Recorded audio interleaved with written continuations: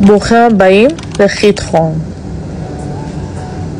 זהו כפר בהולנד, שהנסיעה אליו היא דרך שתי אגמים, ממש כמו יציאת מצרים. כאן אנחנו רואים בעצם את הסירה של התיירים, וגם אפשר להשכיר סירה לבד ולהפליג עצמאית. כאן כל הסירות, מי שרוצה להפליג עצמאית. כאן זה בעצם הבתים, ישנם אפילו בתים של עשירים, ולכל בית יש סירה. ההתניידות היא בסירות בלבד.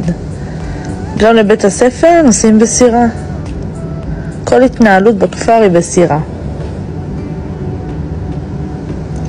השקט שם זה משהו בלתי רגיל.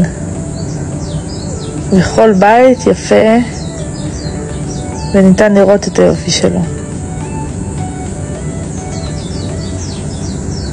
יש קשרים להולכי הרגל, וכאן הפרחים, כל בית שמנו לב שמשקיע בצמחייה שלו ובגידול של הצמחייה שלו כמובן, וזה ממש מהמם.